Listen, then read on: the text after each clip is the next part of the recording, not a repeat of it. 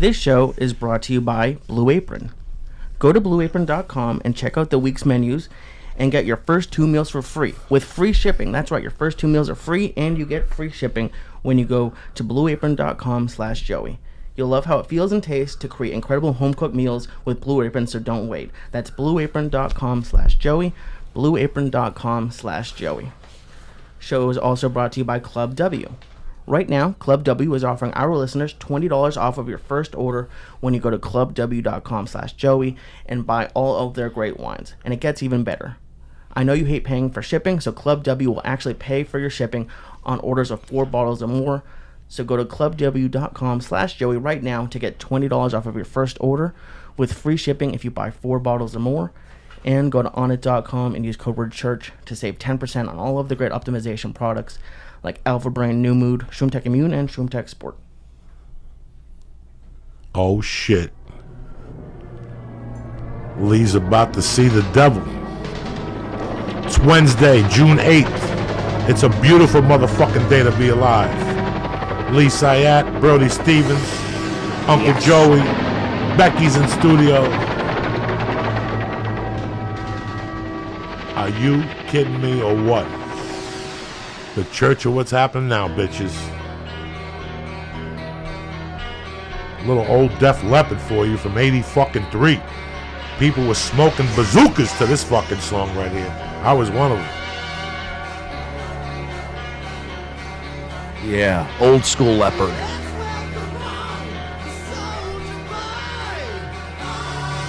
I still remember waking up and the drummer got in a car accident and lost his arm. I still remember waking up to MTV.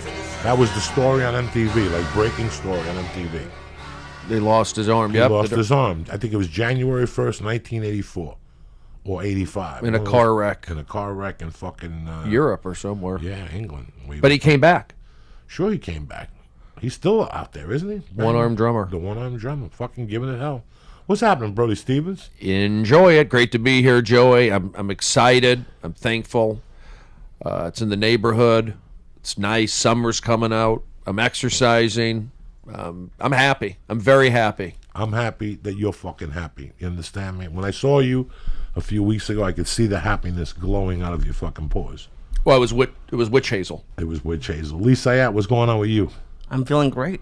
Having a good day. Did some kettlebells this morning. I did 200 swings this morning. I couldn't believe it. It was crazy. We did 10 swings for 20 minutes. And that was... On the minute. On the minute with 24 kilograms, which isn't super heavy, but...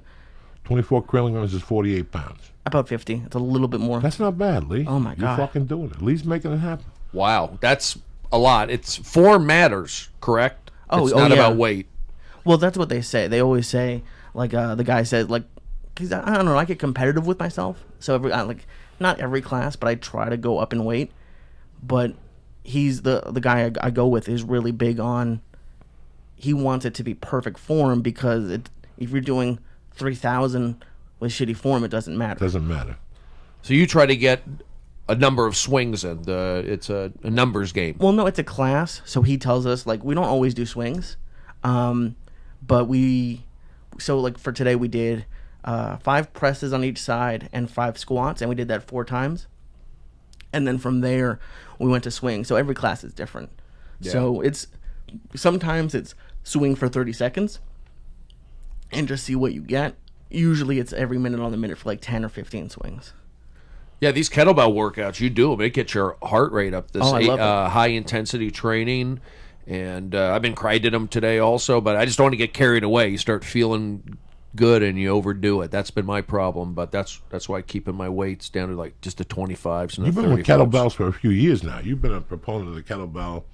Well, they were fun to do, and it was good for once I can get that. You can get a great cardio workout and flexibility. So it was all for in lining you up. Kettlebells. Once you do them, you like them. Now you've always been a proponent of the workout. When I first met you in Seattle, were you working on that? No. Okay. I mean, I played baseball.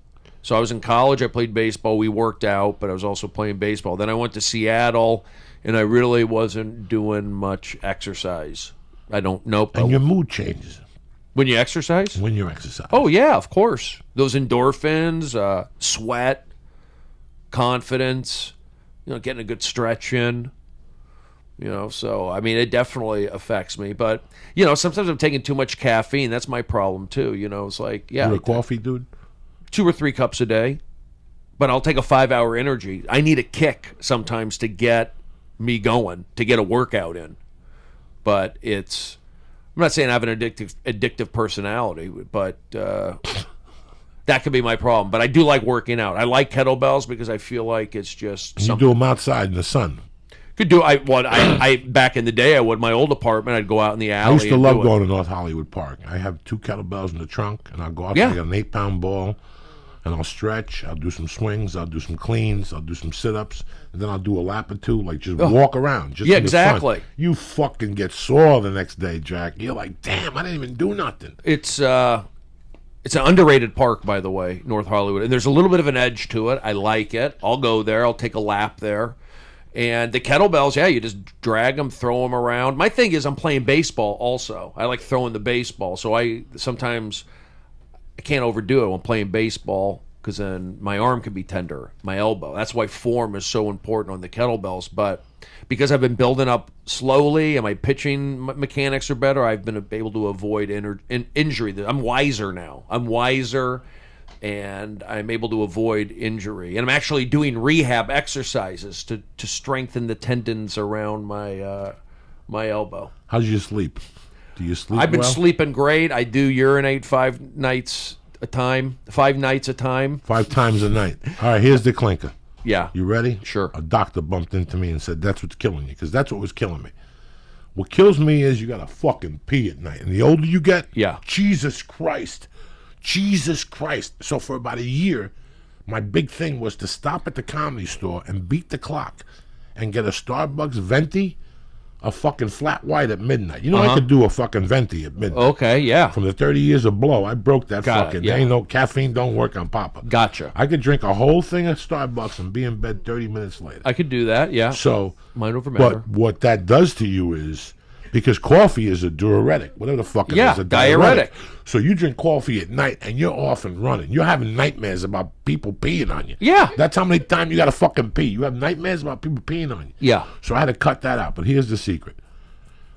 They say over a certain age now, they really confuse you. They say they want you to take an aspirin at night before you go to bed with a glass of water. And I'm sitting there going, I drink a glass of water at night, I'm back to square zero. The sleep apnea, everything goes out the window. Because what happens with me, my sleep pattern is basic. Let's say I go to bed at 11 o'clock. I'll sleep solid till fucking 4. That's 6 hours. That's 5 hours, right? 5 hours, okay. At the 5 or 6 hour mark, I gotta pee. So as I'm walking to the bathroom, I'm praying to God that this isn't a long fucking pee. If it's longer than a minute and a half, I'm done. You pee for a minute and a half? Whatever the fuck. You're standing there, you're half asleep. I don't know if it's a minute, an hour. I don't know what's draining out of my fat man body. So when I walk back, what happens to me is if I have a thought lingering that's been bothering me, and I let that thought get into my mind on the walk back to the bed while I put my sleep apnea mask on, it grows in my head like a fucking weed, and I gotta get up. Really? So I got sick and tired of that challenging my sleep. So I was talking to this dude, and he goes, what you do is when you're a comedian, you work on your legs. He goes, you do 5 spots in New York. When you get home, believe it or not, your legs have fluid in them. So when you go home at night, the first thing I do when I go home is I wash my hands. You're shaking all these fucking monkeys' hands. Right. You wash your hands, and then I get water, like a little bit, like 8 ounces, and I sit in the living room and I watch TV and unwind. I make notes about my set. I call Lee. I return a call that I know somebody was up late. But the whole time, my legs are elevated. Okay. And you'll see that in that half-hour period that you're cooling down, you'll start peeing. Because your legs are elevated. So all that, that's what happens. When you go to bed at night, your legs are elevated. So now all that water that you had in your legs, that your fluid that you were retaining, you got to pee it out. I think some of it's also medication. You're on a certain I noticed when I got blood pressure medication. Yeah, so that's going to do it to you. The fuck out all too. I'm just used to I'm just conditioned now to getting up and going to pee 4 times a night, and I go right back to sleep. By the way, I'm able to. I'm going to cut 3 of those peas. If I could cut 3 of those fucking peas out. Give me a jug. I used to pee in a jug. Done. What you're gonna do is you're gonna put your feet up, go to fucking on the way home, go to Target, and go to the middle of Target and look up. They got those little feet posters. Squatty potty. It's $14.99.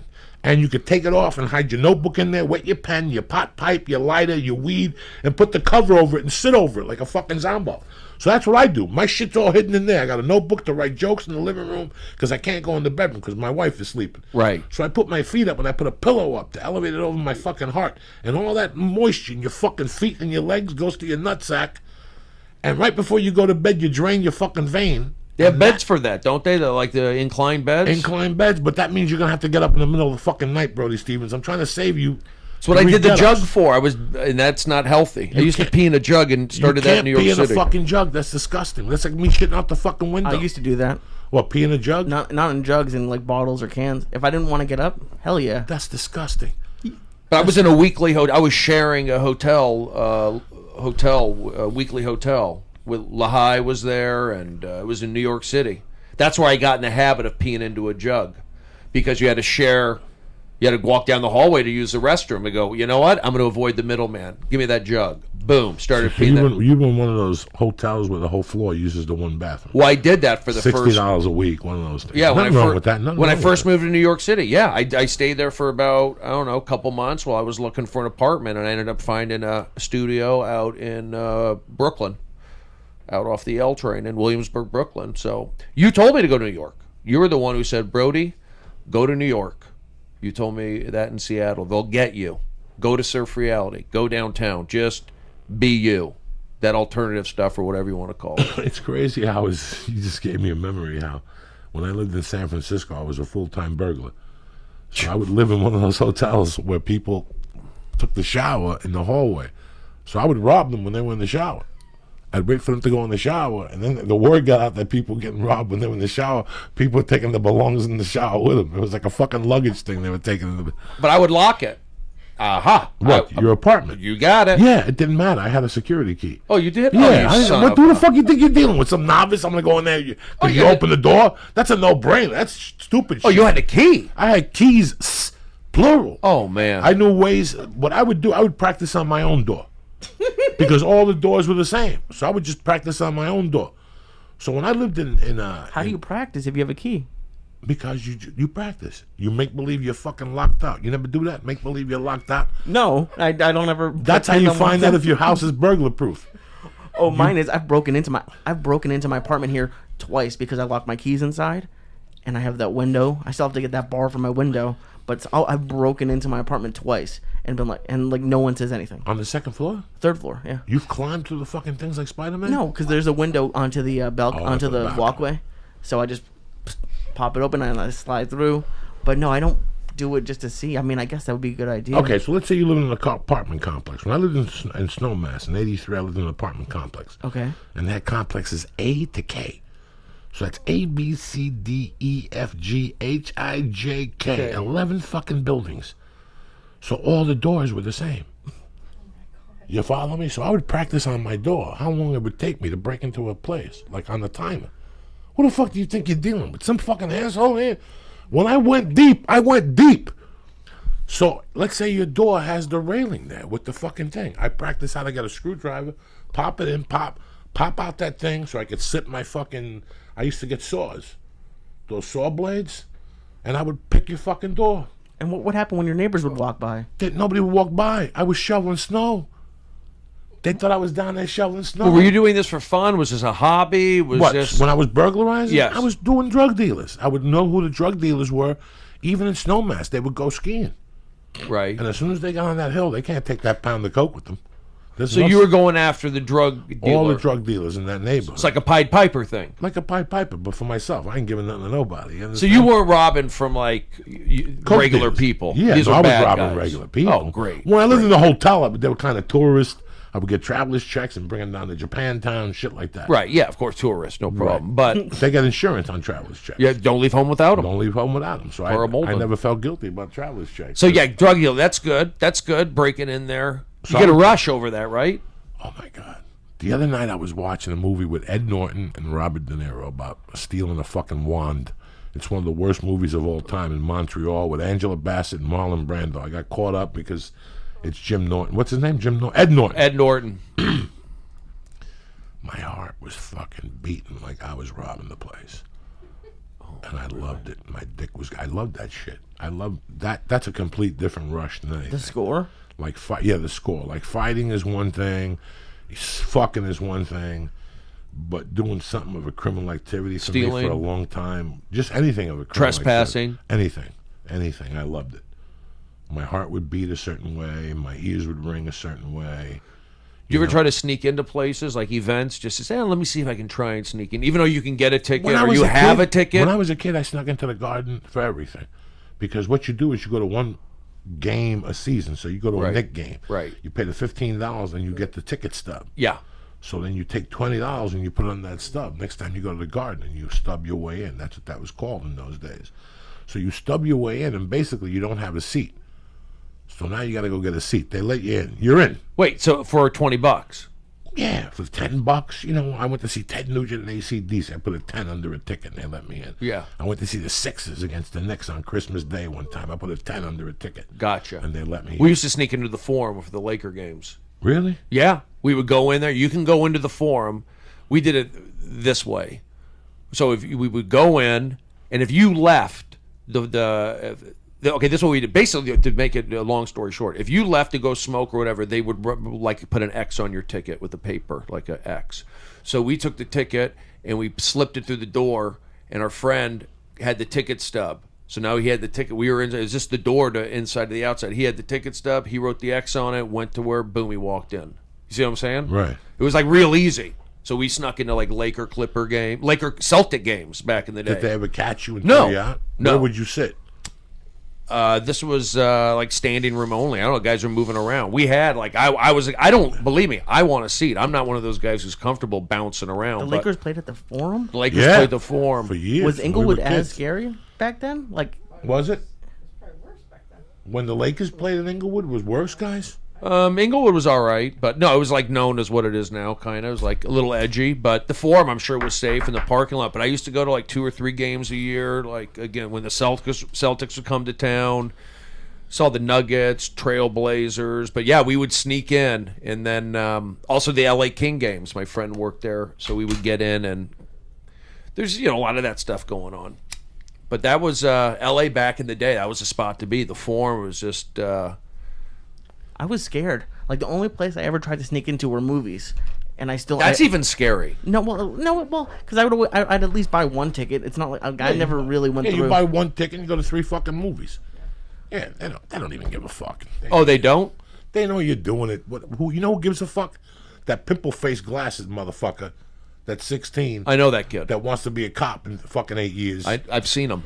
He's the one that comes up to you and tries to spray you with deodorant and shit. Like, I'll zap you. But they even told him when he had to hide you, do not use physical altercation. Just let him.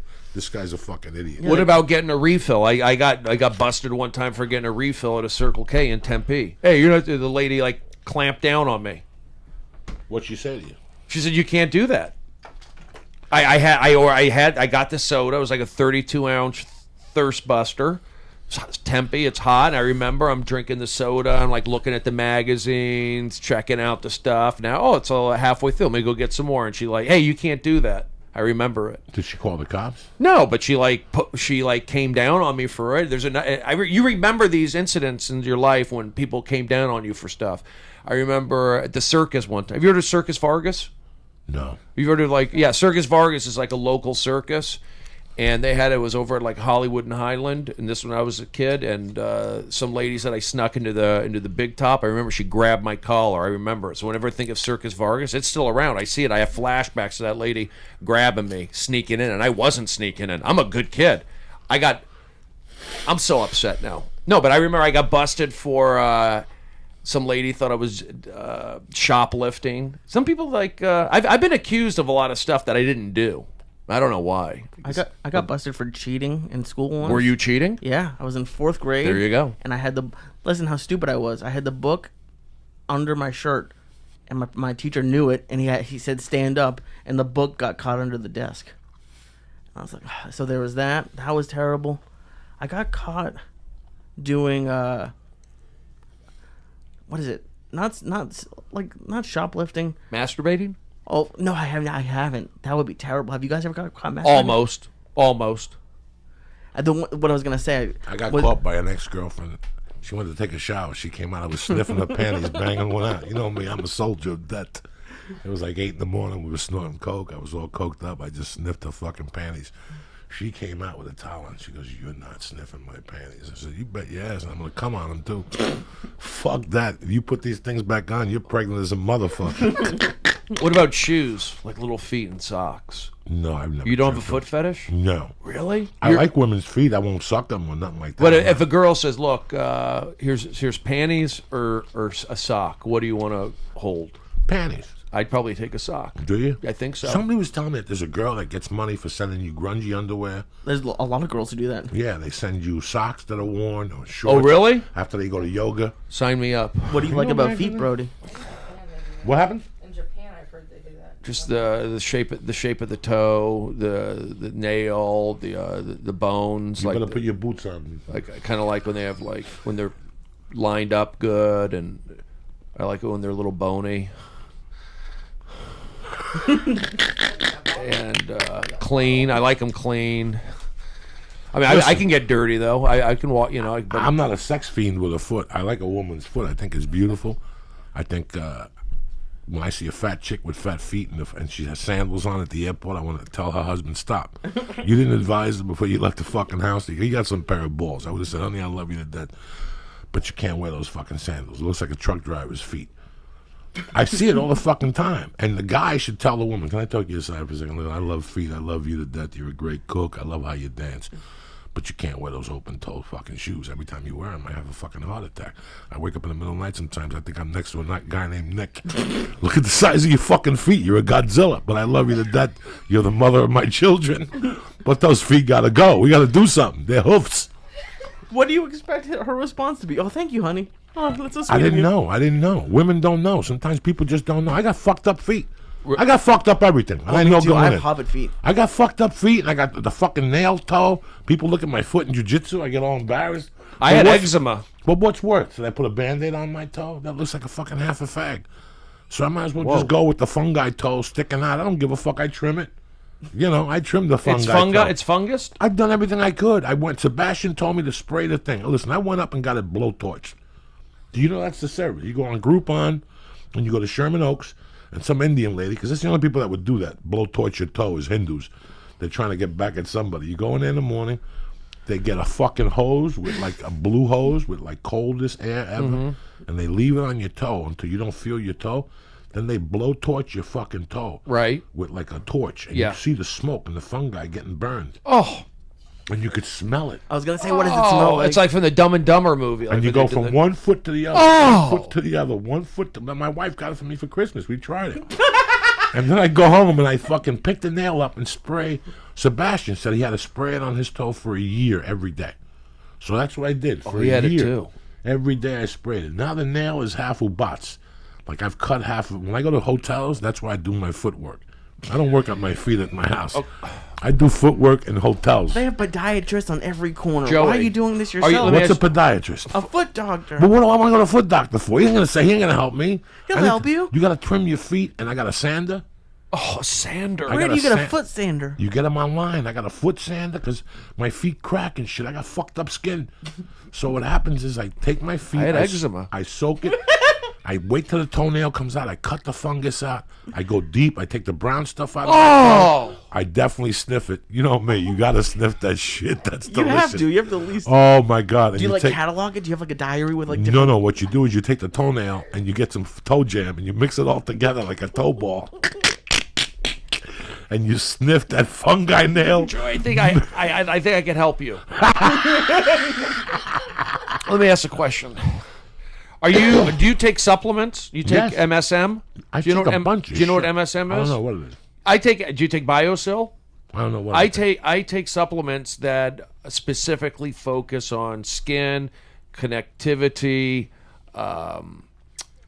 those tissues, those I used to have skin ailments. I used to have bad nails, skin, jock itch, anal lesions. Dog, I got a jock itch that I got a scar on my fucking leg. From the heat growing up in Jersey and scratching, like I have a red scar. It looks like somebody blowtorched, like not by my dick, but away on my thigh from growing up in that heat. That heat would kill me. But these are for collagen. These are for nails. I take it. My nails get stronger. My eyebrows get thicker. I don't have, again, the jock area, the eczema. That's also mental. But I used to have those problems. I'm telling you. And I think if you tried some MSM. MSN? I thought you would know. Do you know what MSM is? No. MSM. It's MSN. Yeah, okay. it's basic stuff. MSM. It's in chondroitin. It's in joint stuff. But if you take it, it's strong. I'm being serious. I'm for skin, hair, and nails. Look at my nails. I'll scratch somebody. That's how strong they are. I would say, when I heard that story about you having that toenail thing, I say give it a shot. I will. BioSil. I got GNC tomorrow. I'm gonna go out on a limb. No, don't do GNC. I don't think you want to stop, Joey. I think you like it. What, the toenail? Or like just the process of digging it out. Like, is that why you do it on the road so your wife doesn't see it? So the maid sees. Like, just cut fucking pieces of nail. I take some of the jam from underneath, and then I take. I don't have to collect them. I take one, I chew on it while I'm watching fucking the prison show. You chew on the fungi? Fuck yeah, I don't give a fuck. I've eaten hookers' pussy. So I don't give a fuck. Do they get? No, I've never eaten. Do they get reviewed on Yelp? Who? They do. They have a back page for the hand job. For sex? Are you serious? Yeah. Can you send me the link? Yeah, absolutely. Right now. Joey, when you go, when you do road work, when you're out there, do you get room service every day, or no, you don't? No. I got to go out and see some air and oxygen. Some hotels they put you in industrial parks and shit, and it sucks because that hotel has shifts on food, and you got to eat their shitty food. That pisses me off. I always try to opt for a hotel with a civilization. Right. If I'm in Vegas, since Vegas is one of the only places that gives you a food allowance. I'll go out on a limb and get room service because it's a fucking hike to the elevator when they put me in Vegas. No, I mean cleaning. Like when do you have a room service every day? No, cleaning. No. That's. I don't want nobody coming in my room. That's what I'm getting at. I got a sleep apnea machine. I got sensitivity stuff, and I got my computer. So they don't pressure you, like, hey, what's going on in there? Why don't you want service? No. They call sometimes and say, can we get you towels or anything? If I need something, I just give the girl $5 and I'll take 2 towels or a bar of soap or whatever I need. So I shouldn't feel weirded out or pressured by No, that. I don't let nobody in my fucking room. There's one hotel I stayed at that actually called like 3 times. And they're like, listen, it's hotel policy. I said, ain't nobody coming in my fucking room. If she wants to come in my room, I got to be in here. And it's not a thing of trust. I just don't want nobody in my fucking room. Gotcha. So there's a lot of guys like that, a lot of people like that. I'm like that. You don't have room service? I mean, room cleaning? I do. Like, let me ask you, Joey, if you're on the road with your wife, will you? Because when I'm with Paula, I will, because she likes the bed made and all that shit. Well, my wife is another fucking thing. Right. But I'm an animal. I can sleep in the same fucking... Exactly. I never like making my fucking bed. I never make my bed. I cover it up and I fix the pillows and fluff them. Why? But for me to do the marine thing and measure, I ain't doing that shit. I went to Catholic can't school do for that. 4 years. It's hard. You have to have the... What's it called in the corner? I don't know. There's a name for that. You pick it up and then you tuck the corner in and you have to put it over and it's got to have a crease in the side. Hospital corners. Oh, right. You got to have all that shit done, and I ain't doing no more hospital corners. I fluff out the sheets. I fluff the pillows. I don't like getting in bed and the pillows are fucked up in the night before. It pisses me off and it slows me down. Now I'm pissed off again because nobody fluffed the fucking pillows. Now that's another half hour before I fall asleep. Yeah, I've been making my bed recently. It feels good. It's a new change in my life. But here's the thing. When you're a comedian or you're a go-getter or you're living day to day, it's like you feel different. One day you feel this way, the other day you feel next. Some days I'm inspired to do this, some days I'm not. Sometimes I'm eating here, some days I'm not. It's just hard to stay I mean, I'm doing good stuff, don't get me wrong, but it's hard to really... Is it hard to be Brody? Or is it... Oh, God, it's a very deep question. No, the question is, like, I look at my life when I was unhealthy, and I look at my life when I'm healthy. I have a pattern in the kitchen when I wake up. When I wake up, I do a couple CBD drops. When I wake up in the morning, I drink a cold glass of water with ice in it. That's a great... To get my fucking stomach going. You're supposed to. Then I put the coffee in. Then I take this fucking, for your throat, whatever the fuck that is, that shit, that vein in your throat. A thyroid. I gotta take a pill for that before I eat. Then after I pop that, I make a fucking fruit smoothie with almond milk and a bunch of fresh fruit and some frozen fruit to keep it a little thicker. You're already ahead of the game. Okay, and then after that, I fucking do a CBD drop, 7 drops in my mouth to break all the cancer in my body if there's some in there. Why fucking wait? You know what I'm saying? Then I fucking spray my nose with the antibiotics, the steroids. How often do you have to do that? Twice a day. For how long? Until I get the surgery on the 11th of July. Okay. Then I fucking take a shower, I wash my pussy. Whoa. And then I smoke some more dope. You got And then it. I eat my eggs, my 3 pieces of bacon, and my 1 slice of wheat toast. I don't eat egg whites, I only eat egg yolks. You understand me? I go right for the heart of the chicken. Why fuck around with that fucking creamy white shit that smells like dick? You know, if I smell egg whites fried, I get sick.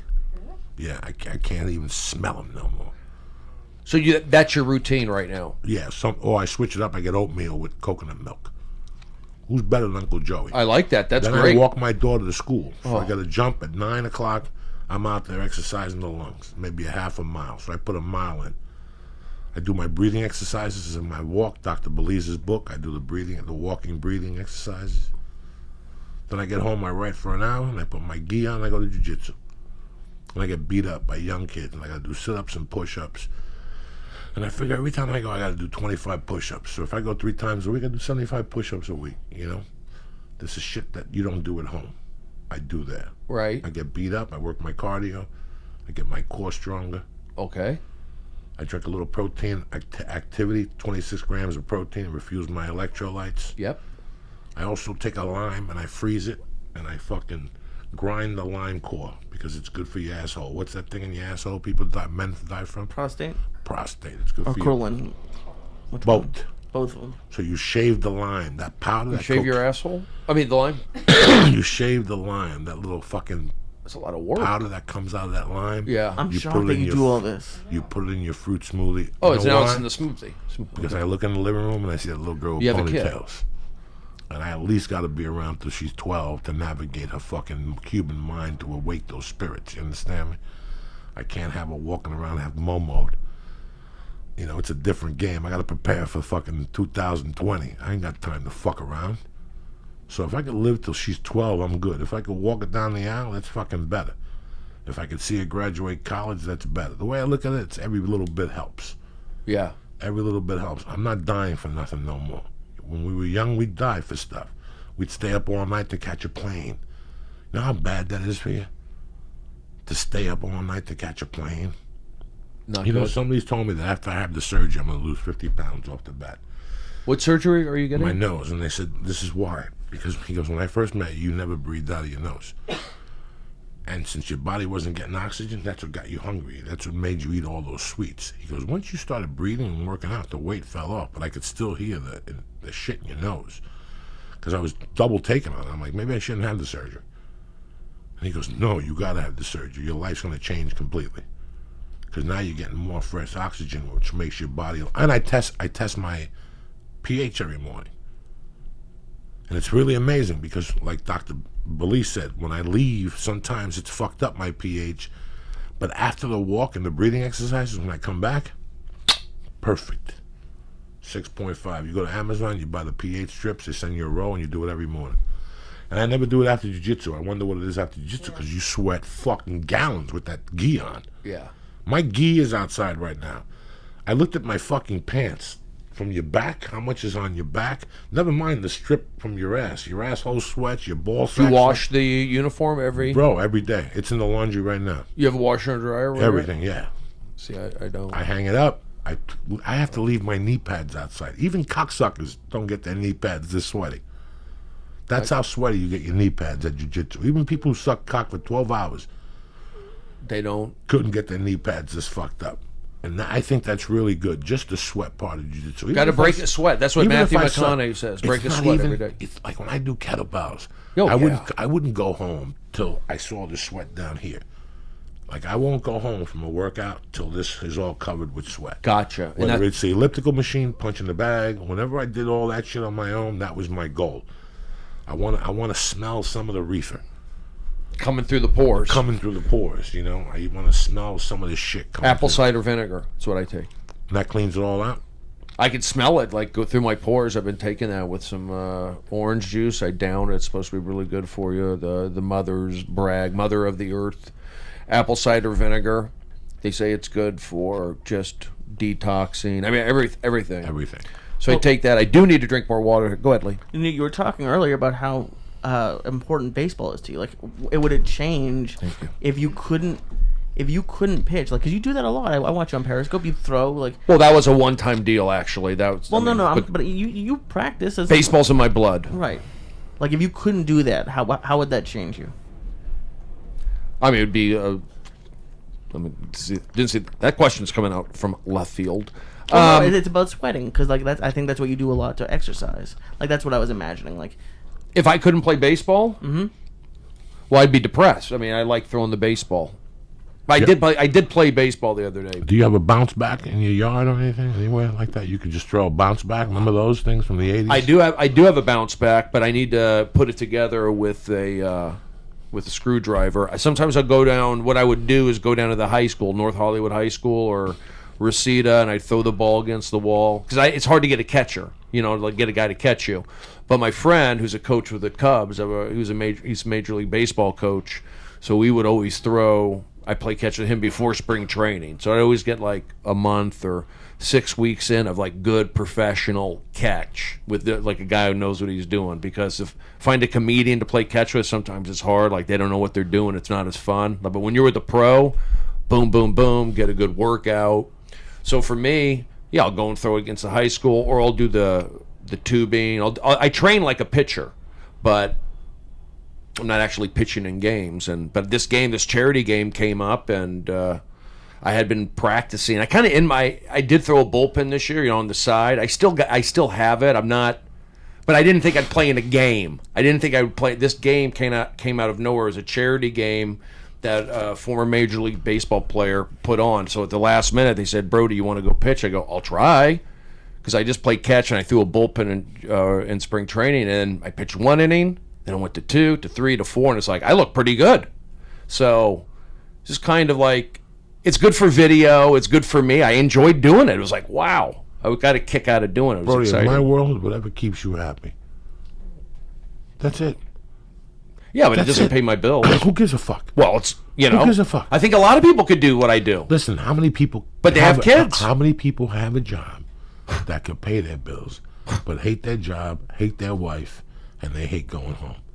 Sometimes money isn't fucking everything. Well, money is not everything. I just want enough to survive to keep doing periscopes and pitching. And you're happy as shit. That's what a hobby is. To take your mind away from the everyday. Drumming too. Absolutely. You think I'm going to be a world champion jiu-jitsu guy at 53? Is that why you think I go to jiu-jitsu? Do you think I'm doing this to fight? I do this so for 1 hour, it belongs to me. That's all I want from the day. 1 hour, that belongs to me. I'm my own fucking Nazi. I'm my own Hitler. I'm my own Fidel Castro. I'm my own dictator. Yeah. For 1 hour, I leave the phone in the car. You know what? That audition could suck your dick. The only thing that lingers in your mind as a man is that something bad could happen. You can't be there to help somebody, on your phone. But when you're training jiu-jitsu, if you're training, you can't check your phone until every 30 minutes, so you go get water anyway. So something bad could happen. I don't leave my phone in the car because I enjoy it. I kept this in the dugout. I checked between innings. It was pretty cool. All right, whatever. But I'm saying when you work out, that's your own 1 hour. If that's what keeps you funny, is pitching against a fucking wall at North Hollywood High. On Periscope. On Periscope. Then so be it. That's what people understand. I believe in keeping people's powder dry. People got to learn how to keep their own fucking powder dry. What's mean keeps your powder dry? Go off the deep end in whatever way you describe it, whether it's alcohol, drugs, any fucking way. Losing your temper, yelling at your wife, anything that controls that shit is keeping your powder dry. If it means that you go to a fucking circus and hang upside down for an hour with monkey shit in your face and you come back and tell me but you got a smile on your face, who gives a fuck? There's times I go on stage. I don't want to go on stage. I don't care what they're fucking paying me. You know that? But there's times I wake up, my back hurts, I feel like shit, and I say to myself, I'm not going to jiu-jitsu. And I go, wait a second. If I don't go to jiu-jitsu, my whole day's going to be ruined. Do kettlebells instead. Well, bingo. But I understand, and that's what I was doing for a long time. I would cut I would take a shortcut with the kettlebells. There you go. And not go to jiu-jitsu. No, I want to go to jiu-jitsu. I'm treating this like being an open micer. Remember when you were an open micer? Regardless of what was going on, you did that spot. Yep. Whether you felt bad, whether your cat was dying, you don't give a fuck. We would go. That was guaranteed. That was guaranteed. Monday, Tuesday. I had to apply the same technology to jiu-jitsu. Because, dog, when I wake up in the morning, I'm overwhelmed. Between the podcast, Me too. stand up, your agent talking to you about stupid offers, your wife talking to you about she saw a cabin and whatever. It's just ridiculous. So for 1 hour, I just disappear. I don't give a fuck. I get on the phone, I say I missed 6 messages, and I fucking love it. Could you do 2 hours? Of what? Disappear for 2 hours. 2 hours is a little tough in my world because of the baby. I try and disappear for about 24 hours. How's that work out for you? Not too fucking good. Not too fucking good. If I could fucking find you, you can't disappear that good. No, yeah, it's. Look, I like doing the baseball. But of course, I would like to do it where I'm getting paid for it somehow. When I do stuff on Periscope, why don't you become a fucking announcer? Why don't you become a major league announcer? It's not that easy. Who said? Who said? I'm a pitcher, Joey. I know you're a pitcher. And what the fuck do you think half the announcers are? Ex-baseball players. Good point. Okay, so Stepping get in up to the plate. You could work 6 months a year, make your nut, and the other half go on the fucking road for I 6 should be an months. announcer. Are you fucking crazy? With a suit on, they take care of you, you go to different cities. Then it becomes the point where, let's say you go to Chicago for 3-night stand. Yeah. You do comedy one night.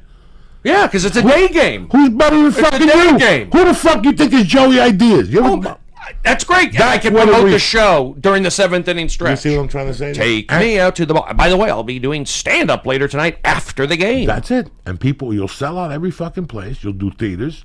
Yep. Baseball players will come see you. People take pictures. It becomes a national fucking riot. Brody Stevens, why don't you fucking become an announcer? You got ins at Fox. I need to do. I do. I need to push. You have a tremendous I'm not pushing. Fox. I'm not pushing. Say, listen, start me up with college fucking games. You got girls in college that are coming out of high school announcing. I should be doing. I've earned your experience. I'm the new baseball. The new Dick Vitale. And with personality. Vin Scully's retiring soon. Yeah, what the fuck? You're sitting on the sidelines. You like baseball. You say it. Well, that's what I'm trying to do. Listen, Brody, the baseball. You're 46. Obviously, you're not going to pitch in the World Series. So you got to make it a different way. What's the best way to be around pitchers? To be around baseball? You're going to be at the city where Chicago. You're going to be in San Diego for the weekend. I'm sure they're going to let you on to batting practice, talk to the guys. Yeah. Throw you a t-shirt. They're going to do a segment. Yeah. Brody's Minute. Exactly. Brody, who the fuck do you think you're dealing with? You think you got some novice? You were there at Best Damn Sports Show. You were there. You were there. I was there with you on public access television in Seattle, 1995 in Seattle. Yes, television. You were. That's 21 years ago. So you're looking at two morons right now, thinking, "Look at these two fucking momos talking about whatever." But you know what? You can't take away from this. 21 years of comedy. Yep, going for it. That's what so many people can't understand. When Nate Diaz fought Conor McGregor, I had to bet Nate Diaz. I go to jiu-jitsu. I see what the level of a black belt is. When they're a real black belt with a stripe or two, and they're in the fucking game, I lay on top of them. And they're not even breathing heavy. They're down there fucking making a call to their girlfriend and shit. Listen, I'll call you back. I got a 3-pound guy on top of me. Let me fucking flip him. It's amazing. But you know why I had that trust in him? Because he's been doing it for 15 years. When you have somebody... Listen, if I came to L.A., and I got made a regular at the store. And for 20 years, I did my spots. And after 20 years, I wanted to raise my daughter, and I got out of it, and people made fun of me and laughed at me. You know what you can't take away from me, bro? I was at that store for 20 years. I got to be worth something. That's worth something. I had to follow Paul Mooney. You were there with me. Mm-hmm. You know, you got to follow David Tell. You got to follow people. And it's an experience. The experience that we got, starting with Seattle. We were there on Monday nights with Mitch Hedberg and the kid who died from the pills down in fucking Texas. And how many people have we seen come and gone in this business, bro? And we're still in it. Yeah. And, you know, people say, oh, well, you should be the Kevin Hart. I should be a lot of things. I should be in jail. Mm-hmm. I should be dead. I should be in a rehab fucking right now. But no, I'm in fucking Studio City with Brody Stevens. Yes. Still banging it out. Pushing. And my little fucking Jew fucking hammer, Lee Syatt over there. Look at him on 900 milligrams of pure Red Star THC. Meanwhile, you're sitting at home going, what am I going to do with my life? Look at Lee. Eating 900 milligrams at 4 o'clock fucking Pacific time. I kind of want to take a drug test just to see what comes back. Like, do you think they do percentages? You know what's going to come back? You got lizard blood from those tacos you eat over on Magnolia. There's no lizard tacos. He always tell you, and any place I go, Brody, he likes to mess with me because I get in my own head. So like when I go to get dumplings, he says, "Look for stray cats. There's no cats in Koreatown." And then for this, he says that this taco place has lizard meat. They got arrested. No, they didn't. There's Google. Google has every arrest ever. So you got to Google like a weird animal. Maybe they got the animal wrong. Maybe they had armadillo meat. What? It's a taco place? Yeah, right on Magnolia? Listen to what happened. When I first moved to fucking up here, I said, what a fucking score. I go to the YMCA, walk around the corner, and go to that taco place. And the whole room went, You don't want to go to that taco place. And I'm like, why not? Is it bad? And in fact, I lied because I'd gone over there one time. And I took Terry one time. She's like, I don't like this. The meat looks kind of weird. And that's when I went back to the wine. I asked the girl, how come you guys looked at me all weird? And she goes, that place got arrested for... They had like fucking, what's that? Lizard. No, what's that thing with the thorns on it? Not a porcupine, but the other one. Amarillo. Amarillo. One of those fucking things. Armadillo. Armadillo meat in there and shit. Oh, gross. And they got arrested. They deported the Mexicans who were selling armadillo meat. Even if they don't have it no more, they still got the knives that cut the armadillo meat. You know what I'm saying? You don't want to be involved with that shit, Lee. Then you took your father and he got poisoned. He didn't... Where'd you take him? The taco place? No, That same taco place. No, a different taco place. He had a lizard burrito? No, he had a couple tacos. He just wasn't taking. It's always good on the way down because you're stoned. You don't know you're eating lizard meat. You think you're like, everybody says it's good, so you're just eating and going, something don't taste right. Oh, lizard meat. Would you eat lizard, Brody? No, I'm not. I like chicken, steak. I'll eat pork. That's a good idea. Bacon, for you, mashed potatoes. It's time for you to take it in a great direction. You would be a great baseball announcer. Right. I think I could work on it. I could do it. I just need to put the energy out there and make that happen. Put a suit on, look good. I think it would be funny. I did the baseball all-star game last year with the Periscope for Comedy Central. I did that. I'm actually trying to maybe one day I like coaching. They do have mental skills coaches in sports. In baseball, they have the Dodgers actually a few years ago had a positive energy coach. They had a guy, a Russian guy out in Malibu who thought good positive energy for the Dodgers, and they paid him like several $100,000 a year. That was the last owner of the Dodgers. But they do have mental skills coaches. And I'm that kind of guy. I'm not a psychologist necessarily, but I played baseball. I'm a good guy. I know psychology, bring a little bit of humor. Guys like having me around. There's a job there for it. I like being around baseball. I get excited being around it's in my blood. So would they come see you in an office? Would you go up to the field to them and go, hey, probably be on the field. The other night you went 0 for 3. Is there something you want to talk about? Yeah. Guys are comfortable talking to me. Like, they're comfortable confiding in me.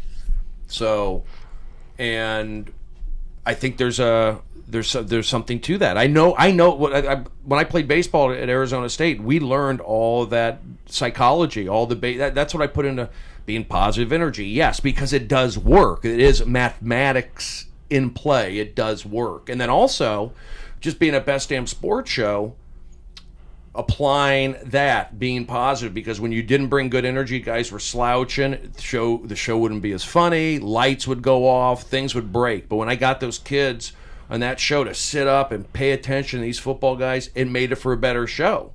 So I learned about, especially with warm-up, how energy comes into play, how it affects everything, makes it for a better show.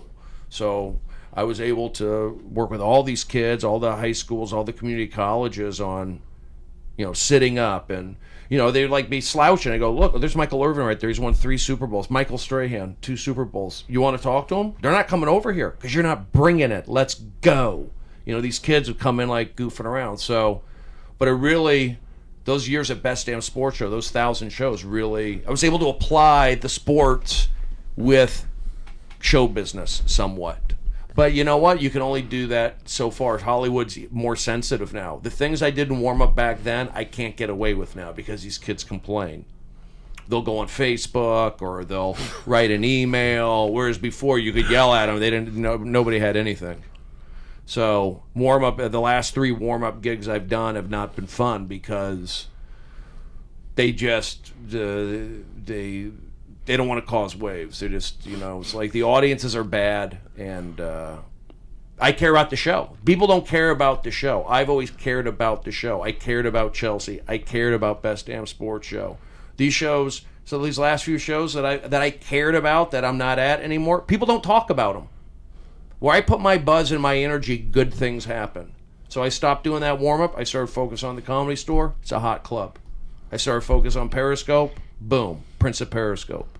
So it's like whenever I put my mind to something, I can do it. So at the end of the day, nobody to blame. There's no blame. There's no negativity. But I feel like I'm in a good position. I'm shifting gears, going from being that warm-up guy to being the man. To being that man. And there's a big momentum shift that takes a year or two to really like get everything going and then pushing in that direction. A couple of weeks ago, I went to the store. Dick Van Dyke was there to see you. Yeah, Dick Van Dyke has been to my shows. Great guy. That feels good to know that. Another night I went there, some Dodger dudes were there to see you. Some old dudes were there. Dodgers have been there. They brought your shirts and shit like that. Yeah. So you have people are out there supporting you. I mean, you have great support. You come along. Last couple of months, I've been sitting here with Lee, and Josh Wolf came on, you come on, Brad came on, a couple other comics that I've known for years. And I'm looking at you, and I'm remembering you in Seattle, me breaking your balls about the fucking show. And what did you say the other day? That you were driving his car down to Tacoma. Down to Volvo Gig diesel Harbor. station. Volvo diesel station wagon, and I was in the back seat eating Chinese food, chicken teriyaki from next door. How good was that chicken teriyaki? Oh, that was good. They cut it with a scissor. Oh my God, Lee, you would die. The fucking salad dressing. Oh my God, everything. We were in there all the time. It was good. I ate chicken teriyaki every fucking day in Seattle at one point or another. $6? Yeah, it was a $5? deal. Yeah, if that. It was a deal. They were friendly. Not too friendly, but nice enough.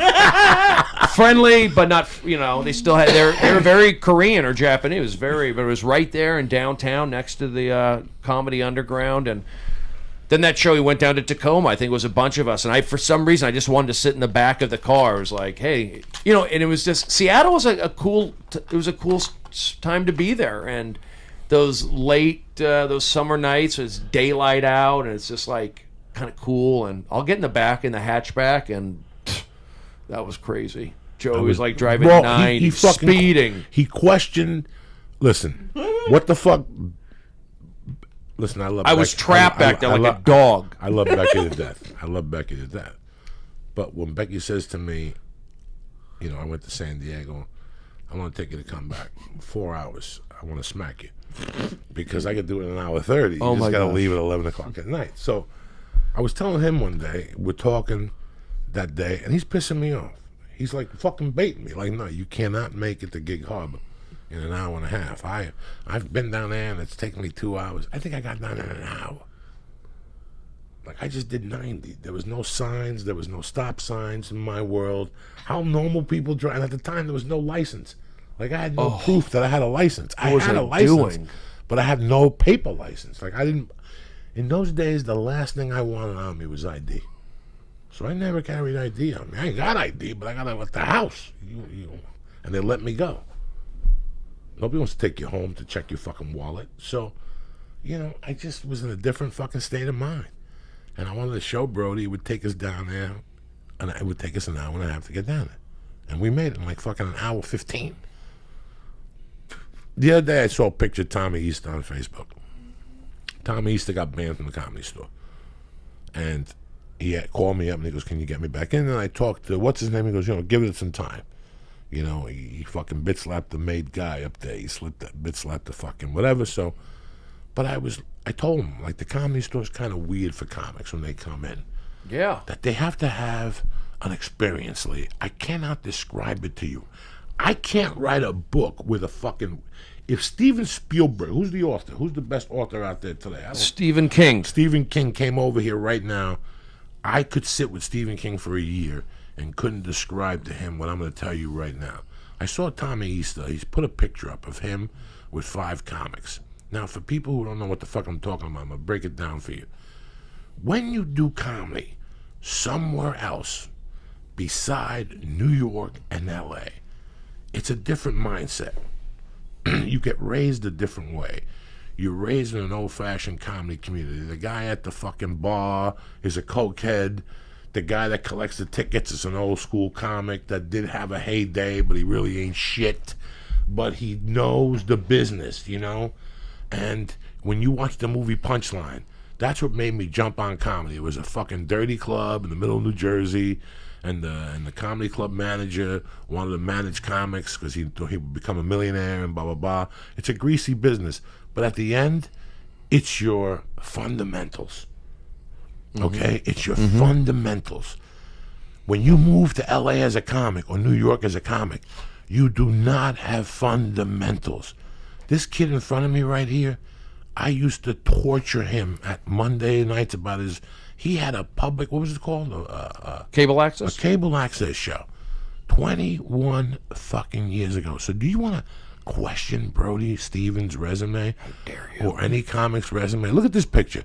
Now, right there, there's 6 guys at Herbs, or what the fuck they are. They're stoned. Between the 6 of them, they probably got $22.50 on them. Guess what? When they're sitting in their mansion 20 years from now, counting $100 bills, they're going to miss that time right there. Because there's not a day that I get on stage, that I come off that stage at the Comedy Store, and I don't think of a night at the Underground. I cut my teeth at the El Paso Club. I cut my teeth in Houston. I started at the Denver Comedy Works. But where I became a comedian and where I saw the best performance of my life was at the Comedy Underground. You know, Laurie Kilmartin is still around town. Yep. I opened for Laurie Kilmartin the first time. That, to me, like, I see Laurie now, and she don't say nothing to me. And I don't, you know, whatever, people will get different heads when they come down here. Till this day, I see Laurie, and I would cut her toenails. Because she was the first headliner I got the feature for. Right. That's huge, Becky. That's huge. I couldn't feature nowhere else. I moved to Seattle. I called John Fox. He features me in September. Lee, you can't describe that. One of the best times I've ever had in my life was that week of the Seattle comedy competition. Oh, yeah. Because then that Sunday, we all went to Seattle football game with Al Triferis and the black kid with the kidney problem from fucking Portland, Oregon.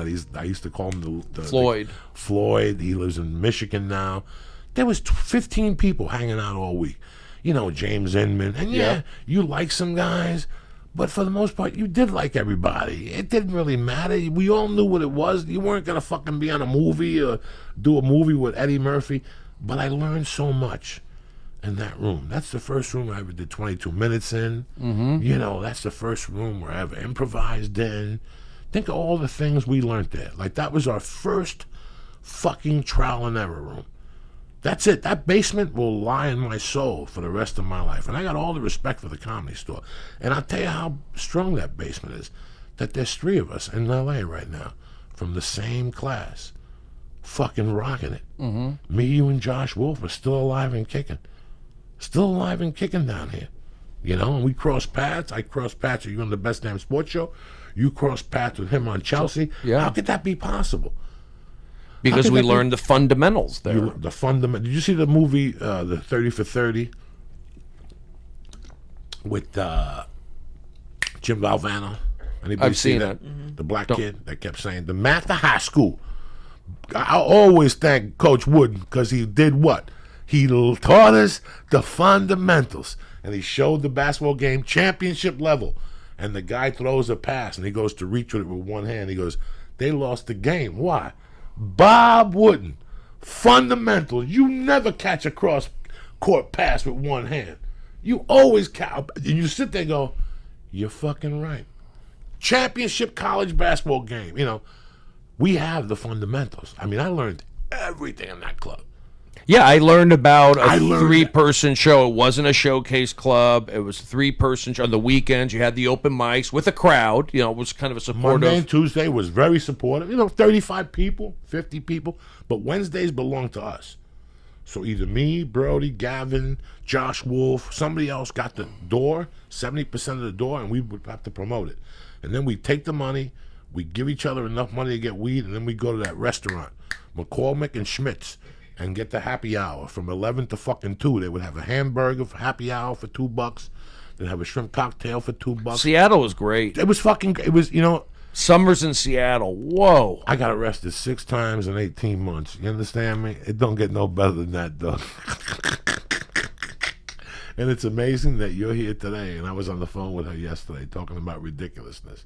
Yeah, energies, putting it out. Yeah, I learned that, but you were the one who also told me, like, because when you start there, you get to a certain point. Like, I made it to where, okay, I was getting to do guest spots and maybe host a show. That's about where I leveled off because, you come there, they don't know you. It's like, you first impressions, and I was fine with that. And I sold my T-shirts for the Seattle Supersonics. I just learned to public speak. That was my goal, just learn to public speak. But after a few years, I felt like I was done with that cable access. I kind of had my voice, but I needed more, but I wasn't ready for L.A. And you told me, go to New York. Joey was the one. So go to Surf Reality. And that, for me, was just like, I didn't look back. I went to New York, and it was like right away I felt like comfortable. I told 2 people go to New York, you and Mitch Hedberg. Because if I go to New York, there's 1,000 people like me in New York. I'm going up against 1,000 Guidos in New York. Mm-hmm. If I go to Seattle, there's nobody like me in Seattle. There wasn't. And in L.A., there's a few of us. Yeah. So when you're a comic, you want to go where you're a novelty. If you're a fat little Jew like Lee, you don't want to fucking go to New York because there's 1,000 Jews in New York. Yeah, they'll relate to you. So should I go like down south? No, you'll get killed. They'll fucking kill you at the midnight. You know what I'm saying? Go to Beaumont and tell them I'm Jewish. Jump around and shit. They'll stab you with a knife down there. I was thinking Orlando. They'll stab you down there too. They only want Mickey Mouse. Trust me. But no, you would go to like Michigan. Fuck, it's so cold. That's part of the fuck. That's what builds the character. When I get in the car with you, the gig starts at 8, and we gotta leave at 5, and we got enough money for a tank of gas, and to stop at 7. Depending on how much gas we got, we could stop with an hour left and maybe get something to eat. There was no headshots in the car. There was no agents coming to the show. Nope. It was just me and Brody.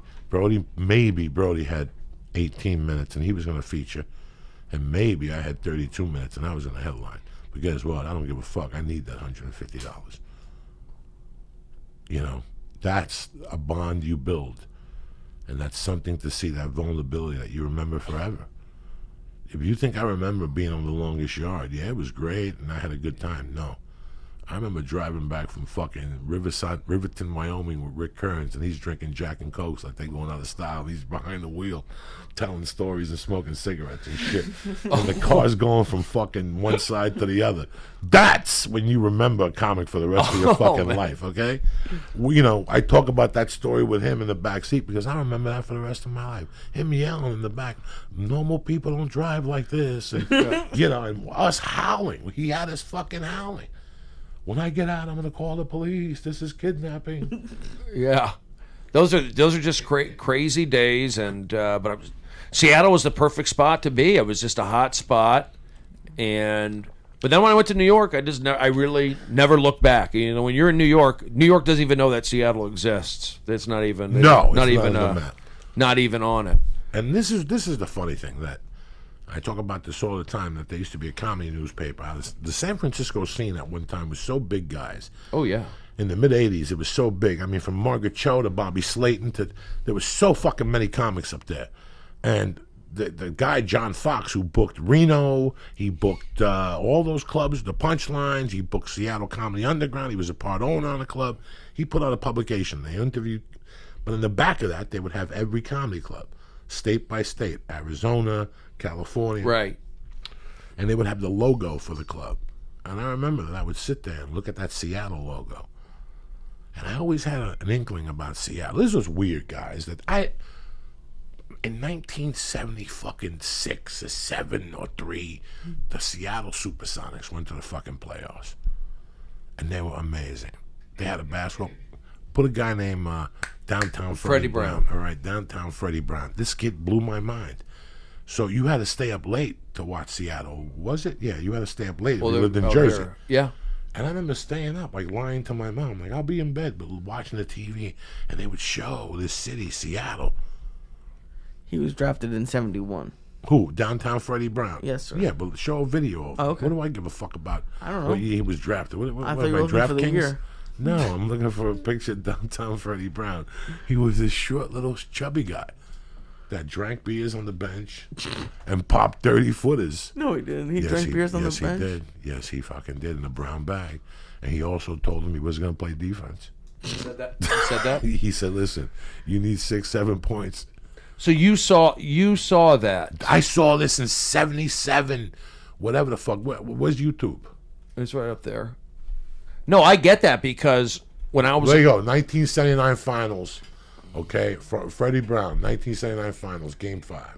Okay, you know, this guy was a fucking savage. Look what he was built like. And they're playing the Washington Bullets with Wes Unseld, fucking Earl Mont. I mean, they had a tremendous team. Look at him. Bam! That's all he did, Lee. When he shot, he did not miss. See, he would always come in the second quarter. They had Jack Sikma. They had, look at Freddie Brown, Lee. Look at him. Bam! That's all he did. He was money. Look at him. That's all he did. He would tell him, listen, I don't want to fuck around. Put me in when you need points. I'll bang out fucking 20 points, and I don't want to play no more. Wow. Basketball was fun then. It's fun again. Dog, I used to stay up. This was a tremendous Washington Bullet fucking team. How old were you, Joey?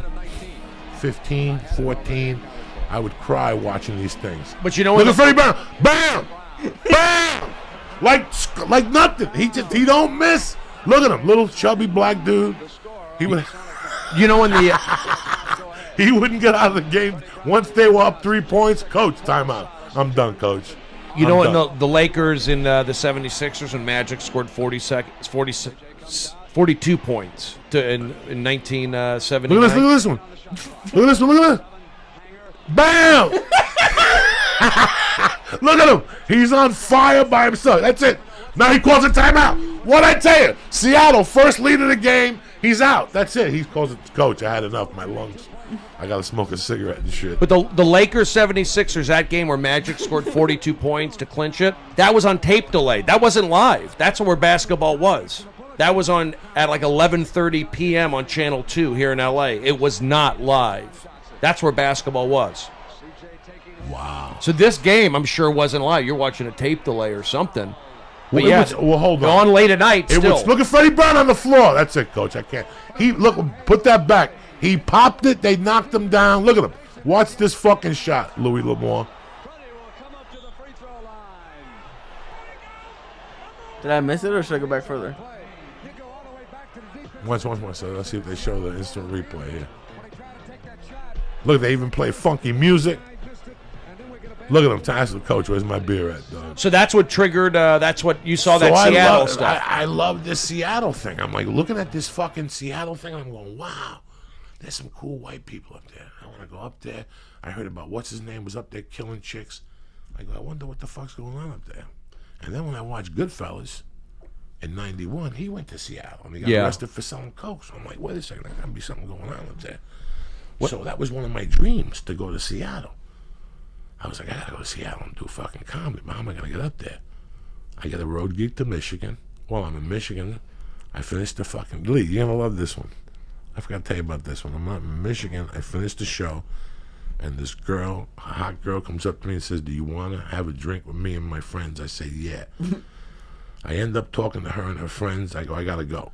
Because they didn't have weed or something. I don't want to sit here with these fucking stiffs. I go back to my room. My friend goes, where you going? I go, I'm going back to sleep. Thank you for coming to the show. He goes, listen, man, I can't drive her. I'm hammered. Can she stay the night with you? This only happens when you're a comedian. Can she stay the night with you? Oh, yeah. And I go, what are you talking about? And she's like, yeah, I know you have 2 beds. You were talking about it. Would that be a problem? Can I stay the night with you? She got a mini skirt on with heels. And I'm like, oh, this is going to be a long fucking night. We go back to the room. We watch a movie. She stays on her side of the bed. I stay on my side of the bed, whatever. Fucking 3 hours later, I wake up to her on the phone crying with the ex-boyfriend. He's telling me he's coming over to beat me up and shit. She's saying that she didn't fuck me. She wakes me up and asks me, did you fuck me? And I'm like, what the fuck am I waking up to here? It was fucking. So after all this drama, I go, you know what? After all this drama, you might as well fuck me. Oh, wow. Oh, you know me, dog. I asked her right out, this is bullshit. Now you're going to have to give me a piece of that fucking ass. Yeah. And what'd you say? Give me a ride home. I'll suck your dick at my house. Nice. So I gave her a ride home. The only thing I didn't know, her house was 2 hours away. Oh, yeah, It's a long BJ. So on the way home, I go, listen, dog, you can't just sit here like this. And you can't smoke cigarettes in my car. And she goes, well, what can I trade you? Go take your fucking clothes off if you're going to smoke in my car. She took her clothes off. Oh, God. This chick was crazy. And I dug it. I had been single. I loved crazy women. I'm like, I got to take a ride. This is tremendous. Went back to her house, and guess what? Went back to her house. I felt so bad, guys. I didn't have sex with her. Like, I had such a good time with her. Like, she took me out of my funk. Like, you know what I'm saying? Like, sometimes when you're in your funk and you just bump into somebody. And at that time, I needed coke to do everything. I sat with this girl for 3 hours, and I didn't need coke. I talked to her, and at the end, I go, you know what am I going to gain by trying to fuck this poor girl? She's got this idiot boyfriend. I'm going to cause more problems. I don't even know if he's outside with a car. I don't know what the fuck's going on. In those days, I had a flare, a hanger, and like a fucking BB gun in my car. I had nothing. I had no weapons, no protection. So I dropped her off.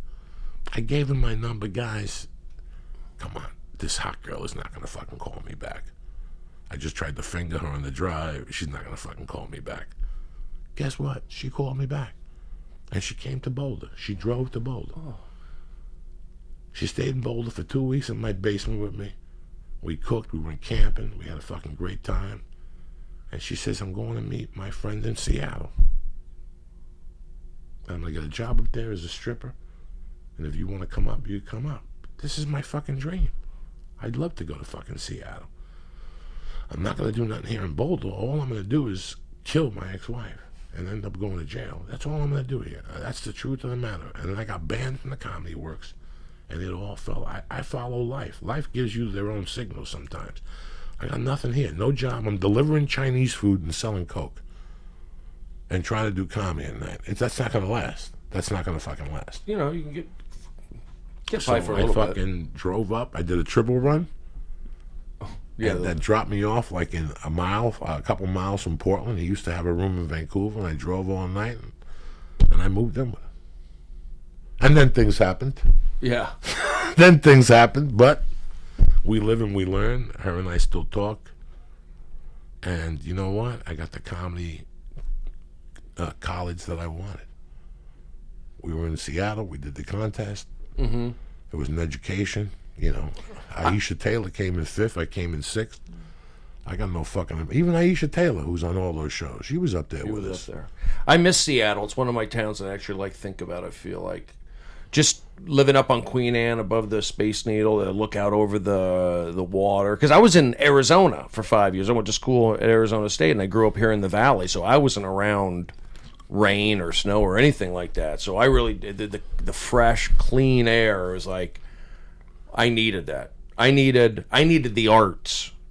I needed to be around grunge, even though that was wrapping up. But what was the name of the cook at the fucking Underground? The young kid with the long hair that looked like Chris Cornell.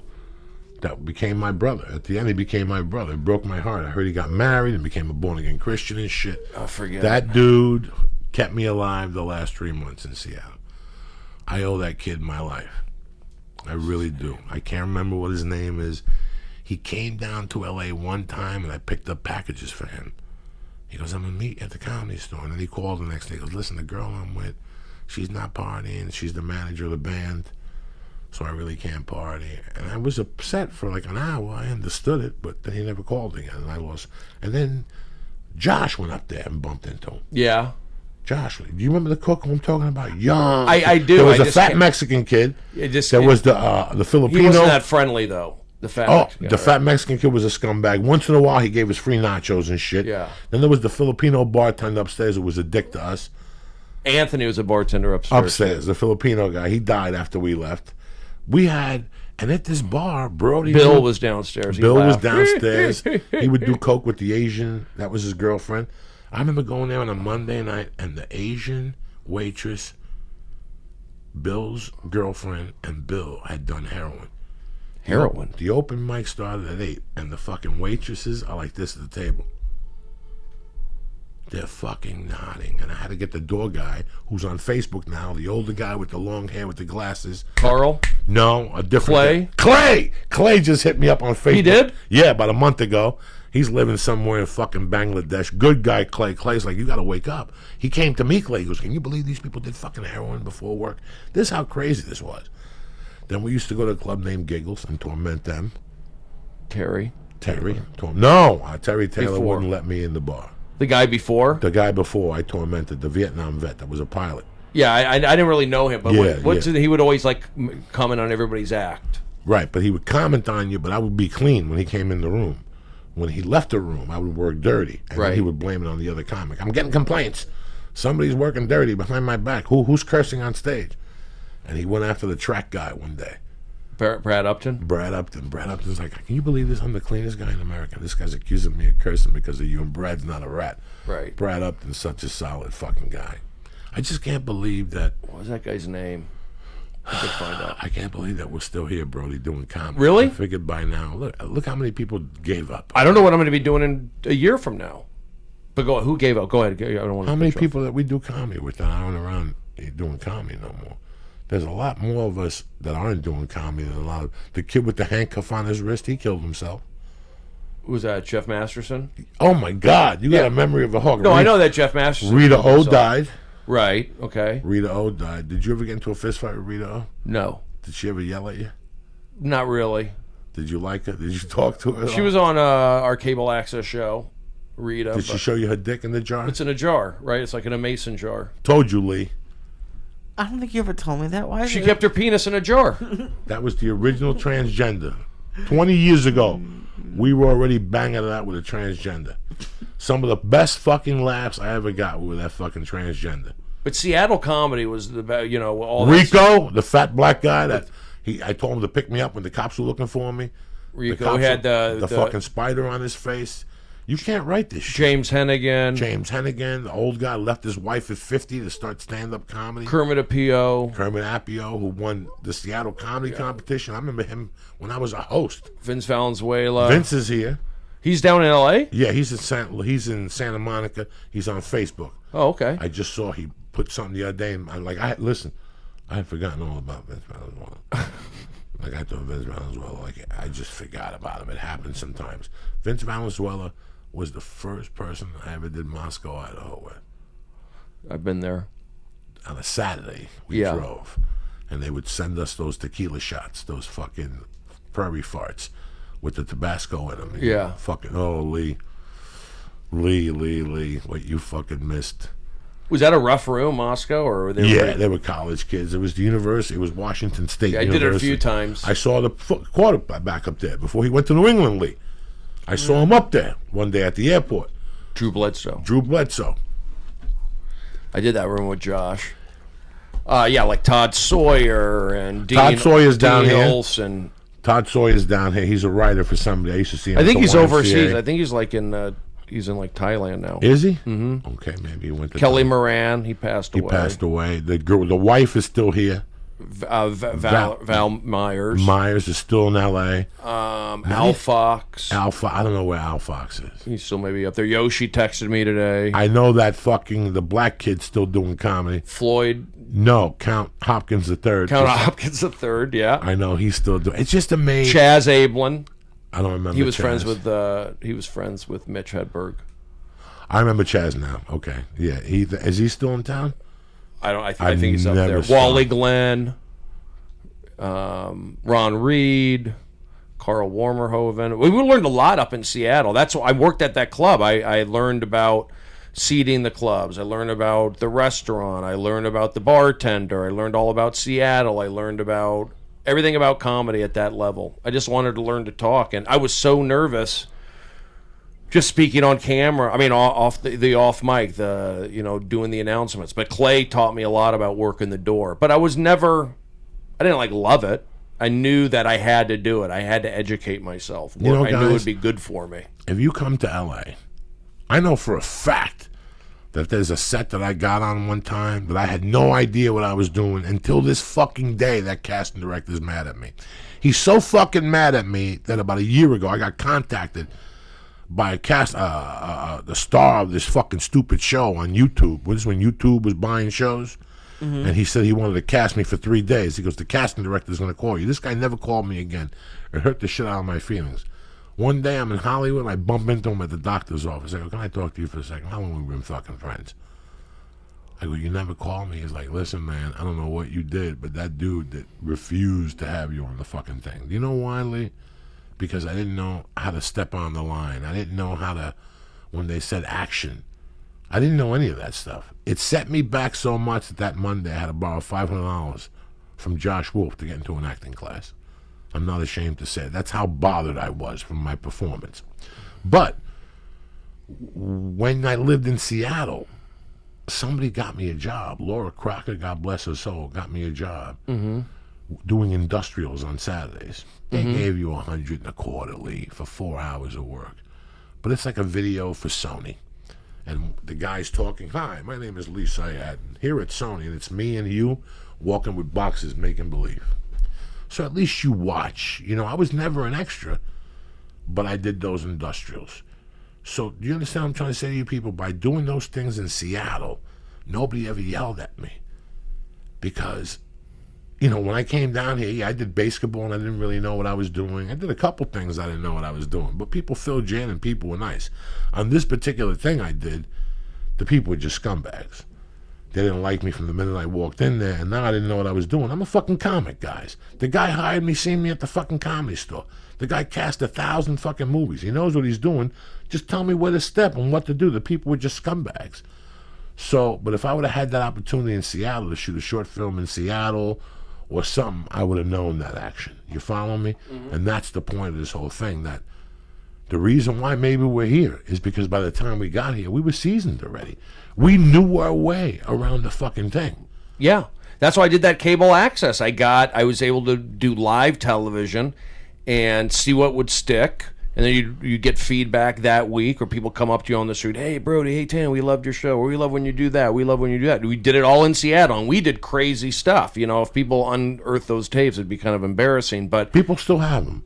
People have the tapes. I have one of the tapes. Somebody unearthed one a couple of years ago. I saw it online. I was laughing. But we would get fan mail, and the reason why I did it is like those other guys had that TV show, The Heckler Line, Jeff Masterson, all these guys, and they had a crew, and they were popular. And I was going, I could do this, I think. But I didn't have all these friends for a crew. And then right after that, they had this Hotline studio, which was about the size of this room with 2 cameras, and you didn't have to have a crew. It was just you take a 30-minute class, and then you're set.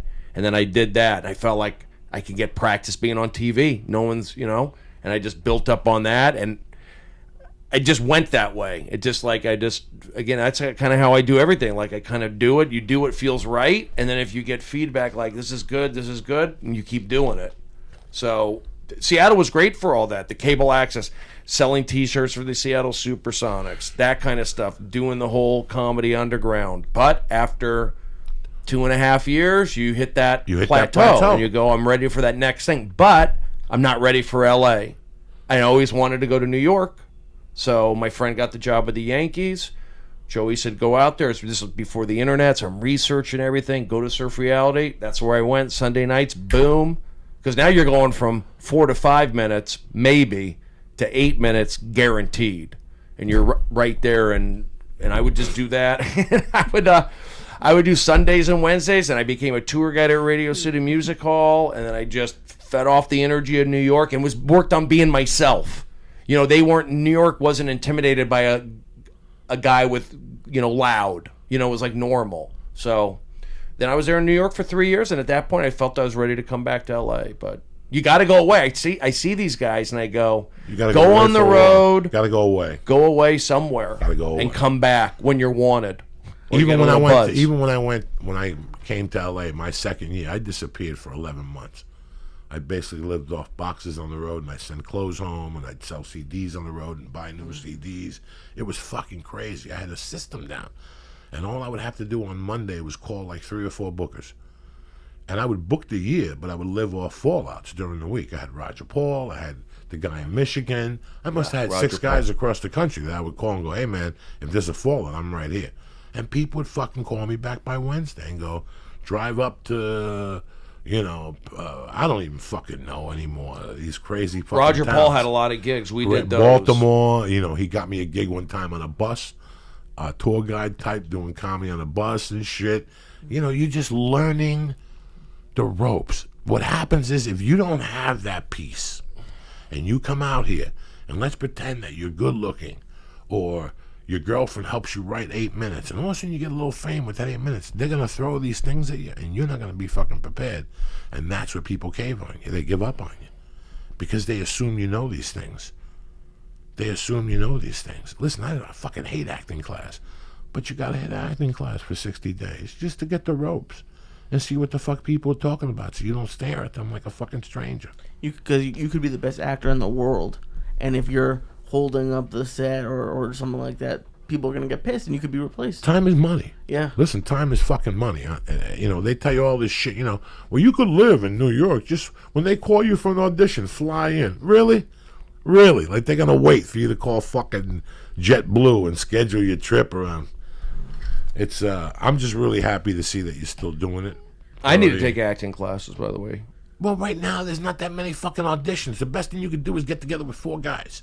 4 comics and go, listen, 7:30 at night, Tuesdays, from 7:30 to 8, we're each going to do a fucking scene. That's it. And it's all up to you guys. The first guy who don't show up, that's it. Don't come back and get another guy. That's how you do it. For you guys to pay somebody at this point, listen, man, you're at the store every night. That's the best fucking acting That's good class training right there. Fuck yeah, that's the best. That's why Harrison Ford don't let comics in his movies. Because our timing is that much fucking better, dog. Corey Mack, I love you, cocksucker. Gray Ascension, Death Squad, MUFC, Shane Cheverez, Brett Mallon, Chet Rogers, Tal Yaffe, and Bob Lalingus, always in my fucking heart as long as Ookie Spooky's lurking, and Bobby and fucking Christina down there in Austin, Texas, posting fucking pictures of food and whatnot. Lee Syatt, what's on your mind? How you feeling from 900 milligrams of heavy-duty boy today? I'm feeling pretty high. You having a good week? Yeah, you're training, you're back. When is Mama leaving? When does she take the test? She still has like a month and a half left. What do you got this weekend, Lee Syatt? I think I might be going to see Tom Segura in Irvine. But other than that, What night is that? Maybe Saturday. Very nice. But I was actually wondering, because I don't know if you can say it's Seattle, but both of you are people who are very unique. A lot of times when you go to the store or the Laugh Factory, comics will kind of blend together, but you'll always remember Brody, you'll always remember Joey. Like, is that from Seattle, or like where does that come from? Because not everyone has it. I mean, maybe, I don't know. Seattle probably had something to do with it, but because Brody, my girlfriend got us tickets to the show in Irvine, the Oddball Tour. And those are, in theory, the best comedians in the world. And you were running the side show, and then you hosted on the main show. Yeah. And my girlfriend, at the end of the night, and we still talk about you because you always pop up on Periscope. You were the highlight of the night out of the A-list whatever comics. Yeah, that was one of my better shows. Thank you. Yeah, it was, a lot of it, just putting out energy. I think we had some really good people back in the day, some fun comedians that it was a good creative scene. And like I said, cable access for me and just pushing each other. Maybe, and I don't know, maybe every city, everyone had their little scene, but I think Seattle was different. It was probably right up there with like a San Francisco and a Boston at its time. At that time, it was my world, Lee. I had 2 places to go. I had 3 places to go on Monday night. I had 2 places to go on Tuesday night. I don't know where we went on Wednesday night. Tacoma?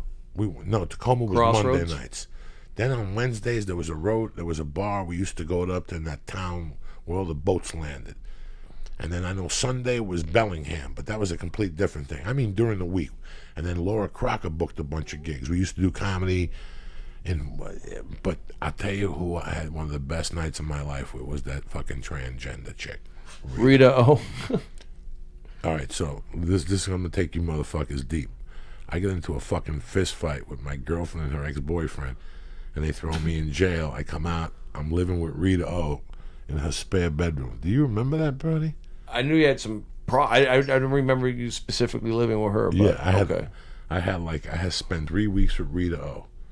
And Rita O, on top of being a transgender comedian, you motherfuckers read the papers or read your People magazine and you make your opinions about transgender people. I was around a transgender person for 18 months and I learned a lot. You know what I fucking learned, man? She was very nice, Rita O. First off, Rita O got pills from the government for her transgender issues, and she pretty much sold them. She snorted blow. She was she would drink 3 pints of vodka a day. 2 pints of vodka a day. Like her breakfast was orange juice and vodka. God bless her soul. Because whatever she was very good to me. She, she was a man, right? Mm-hmm. And then she became a woman. She was half Japanese, half something. Mm-hmm. And she cut her dick off and put it in a jar. I mean, she didn't cut her dick off, but, they did it at the farm, wherever the fuck they do it. Yeah, at the farm. And she kept her dick in a jar. Did she really bring it on the show, Brody Stevens, or are you breaking my balls? I did not see it on the show, but I did hear... That her dick was in a jar. Yes. Because she told me it was in a safe. She goes, I have a safe and I have it hidden in there. I don't think she took it out of the fucking safe. Is it like floating in water? Is it safe in the refrigerator? I don't fucking know. I never even want to. Formaldehyde. Why would I want to see somebody's dick in a jar? That's the last thing I want to see. So I never even let her go there. You don't want to know how big it is? No, she was tiny. He was tiny. Yeah, he was small. She was small. Rita O was 5'2". But she would talk with that deep voice, with a soft voice. But then she'd go, yeah. Oh, hi. Yeah, get away from my nachos. And then she'd do that for you. She'd go, what are you fucking guys doing? You fucking laughing about me? Because she had a wig. She wasn't the best looking fucking little tranny you ever seen. She looked like a little leprechaun. God forbid me, I'm seeing her face right now. Yeah. And she had like fake eyebrows. It was just a nightmare. And she was 5'2", but she wear heels for somebody who was 6'5". Yeah. So she would walk like really slow. Yeah. And she'd say, what the fuck is wrong with you? Like she was... With her cigarette. With the cigarette and shit. But the whole day she'd be drinking.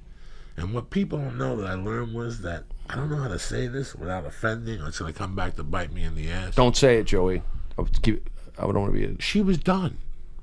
Well, I had a ton of conversations with her. Because when she switched, she thought she made a mistake. What do you mean? That's what made her drink. And that's what the world don't know, that once they make that jump, there's problems. The rate of suicide is really fucking high.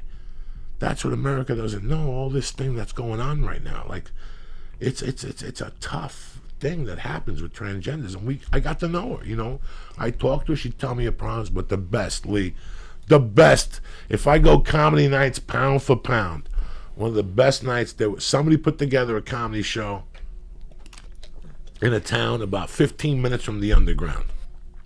Basalt, but something bad. Me and Josh Wolf. Bothell? No, that's where the Mexican restaurant was. Me and Josh Wolf lived up there with Mark Madison. Bad something. Anyway, somebody put together a show. The conditions of the show were Ballard. The conditions of the show were we couldn't curse. That was the conditions every week. Every week there was drama. Every week and the owner would stand 10 feet from the fucking stage, and as soon as you cursed, he would walk on stage, take the microphone from you and say, okay, good night, ladies and gentlemen, comedy show is over. And you'd start arguing with him on stage. Come on, I just said shit. I told you, no cursing. And you'd be there, come on, I just said shit. Give me the mic back. Okay, people, okay, one more chance. He's not gonna cuss. Thank you. Drink specials, $2.99. And he goes to the side, and all of a sudden you do 2 more minutes and you lay a fucking asshole. Okay, cancel. That's it. Everybody out. So every time he'd see us walk in on Wednesday, he'd pull us aside. Listen, guys, tonight I got a family here. I got my sister-in-law's family. The kids are here. No cursing. We'd all look at each other like, watch this. So I cursed. Somebody else cursed. He's threatening to cancel the show. We put Rita O up there. Uh-oh. And she goes up there and she's bombing. And finally she just fucking snaps and says, what do you want me to do? Show you my dick in a jar? You fucking pricks, motherfucker. And she just went off. The owner didn't know what to do because he thought Rita wasn't going to curse. He was sitting down eating dinner. The food went flying out of his mouth. He ran up there, took the mic from Rita. Rita refused to get off stage, and he pushed her. Oh. All right, so now we got drama. I'm going to call the police. You call whoever you want. I'm going to call the police. And she's like, I don't need the police. I have a gun. She had a gun. What? Rita was there. Oh, dog, you have no fucking idea. You have no fucking idea. She had a gun and everything, Rita. Rita used to get beat up. She was 4'9". She was a leprechaun. Her head was huge. How big was her fucking head? Size 8. Oh, my God. New era. Her head was fucking gantus. Bigger than mine? Lee, your head is small. Mine and your head is small. No way. But she was a 4'2". That's what fucking makes it even the weirder. That's what she was, a little body with heels on. So, what are we talking about? Okay, so the guy throws her out of the club, and she's like, Joey, whoever, you guys got to stick up for me. We're like, dog, what do you want us to do? You can't curse. But you guys fucking curse. I go, yeah, we got thrown out, didn't we? We don't have no money. So now we go back to our house. On the way in the car, whoever I'm with is tormenting Rita. Rita's like, I know my fucking rights. I know my rights. And as a transgender, I'm a fucking disability. And she's yelling in the car. And she's, dog, listen, guys, this woman would drink and drive at the same time. Like, I'm not talking about drink and drive. Like, you drink at a bar and drink. She would drink and drive. And not a drink, mixed drink, but the bottle at the light. She was out there, guys. It was a different fucking type of person. I'd be sitting in the car going, when is this car going to fucking crash? So we get back to her house. I'm doing a couple lines, and she says, what am I going to do with my life when I get thrown out of comedy clubs? And I'm fucking pushing her now. Now I'm starting to have a good time. And I say to her, she goes, you know what I'm going to do? I'm going to write a letter to the president. I go, what are you going to write a letter to the president for? Call him up. Syatt, this bitch gets up at 2 in the morning and calls the White House. Right in front of me. I'm fucking howling. And they hang up on her, and she calls back, and then they fucking call her back, and fuck you! Fuck you! I'm a disabled. I want to talk to the fucking president. I'm a stand-up comedian. They would not give me my rights tonight. The club is located. It was hilarious. And I'm there feeding the fucking, call back. Call the governor. I don't care what time it is. Poor Rita O. So she used to dance at a gay bar. Oh. They used to hire her like on Tuesday nights, and she'd get on the podium and dance, but she kept falling because she'd lose her balance between the alcohol and the equilibrium from a big head. This is what people don't think. People think this is a joke. When I say it on stage, it ain't no fucking joke. Her head was so big that when she drank, the equilibrium, because Carol kept in touch with her over those years. Mm-hmm. So one day Carol called me. She goes, hey, you know that Rita O is dead.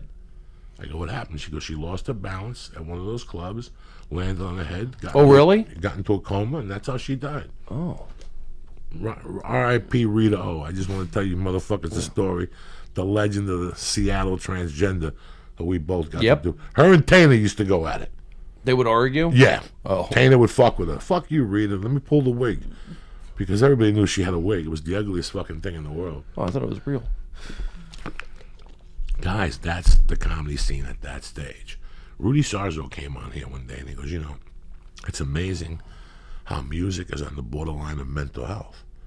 And I'm like, what do you think stand-up comedy is? 10 years ago, the open mic at the Comedy Store, half of those people, boom chakalaka, Yeah. Boom chakalaka has friends, He just ain't allowed to bring them no more.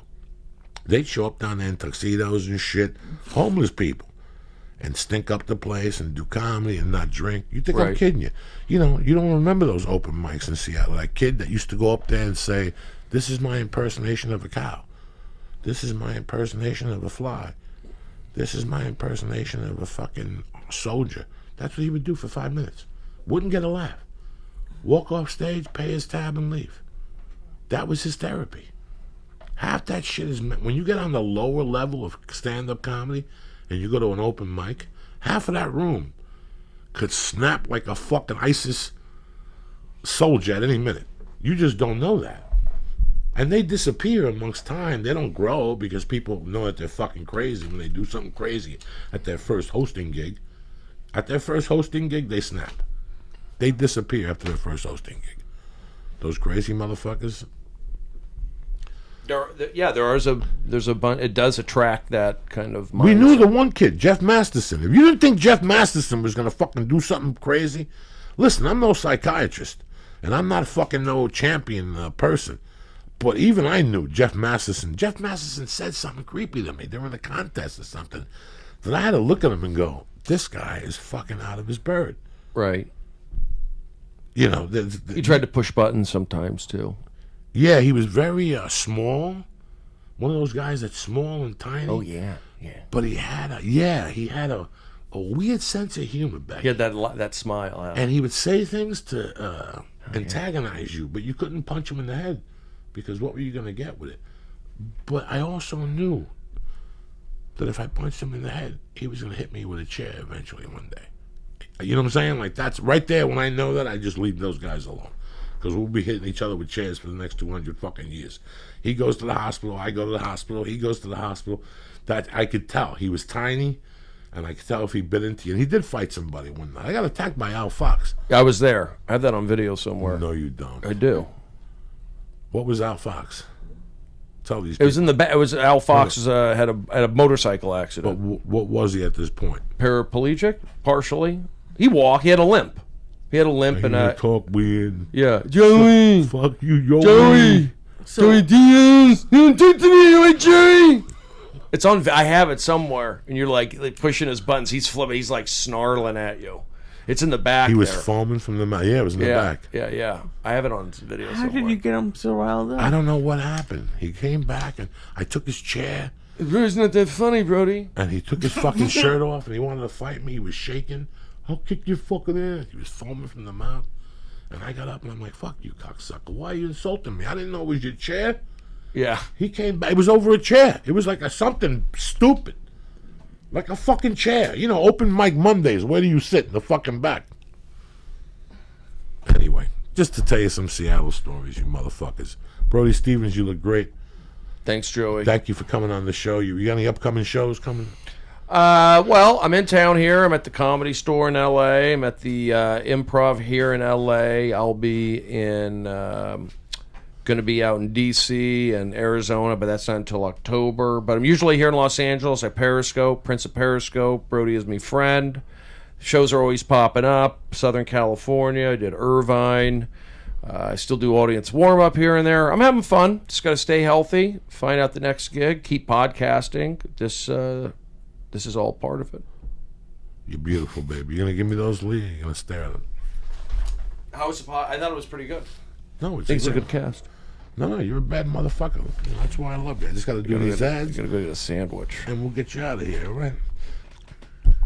Have you ever been to a local wine aisle at your local store just staring at the massive selection of wine with no idea which bottle to choose? Most of us go with the bottle that has the best looking label and hope it's going to be good. Well, the days of playing Russian roulette with your wine selections are over. Club W is here to save you. Club W is a revolutionary new wine club that takes the guesswork out of choosing your wine. They have a simple 6-question palate quiz that will match you with delicious, high-quality wine you're guaranteed to love.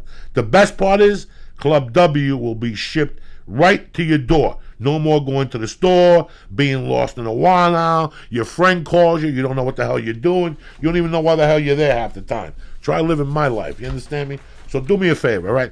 Right now, Club W is offering listeners $20 off your first order when you go to clubw.com/Joey. And it gets even better. I know you all hate paying for shipping, so Club W will actually pay for your shipping on orders of 4 bottles or more. So take something off your to-do list.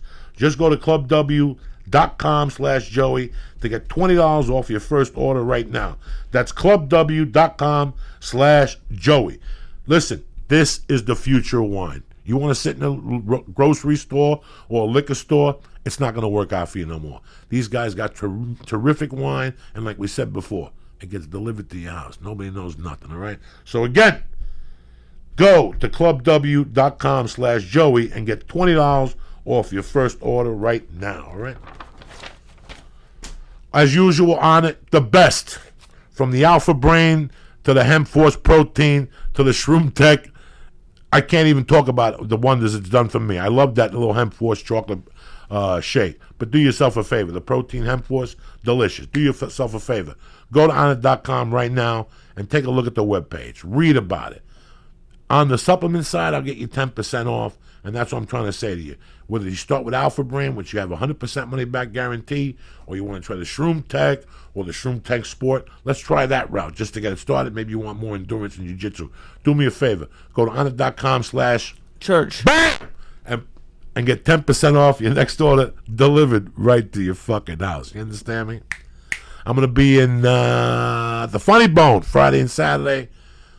Nebraska, Omaha, Nebraska. And next 2 weeks from now, the 24th, I'll be in fucking Philadelphia, Jack, at Helium. So get your shit together. I want to thank Club W. I want to thank Blue Apron, delivering food right to your door. And I want to thank Onnit. I want to thank Brody for coming on. And my main man, Lee Syatt. And Becky, my little angel over there, barefoot, driving Brody crazy. He's looking at your toes, thinking of how he's going to bite into that motherfucker. Yeah, right of a there. foot fetish. That's right. All right, stay black. I love you, cocksuckers. How long was that?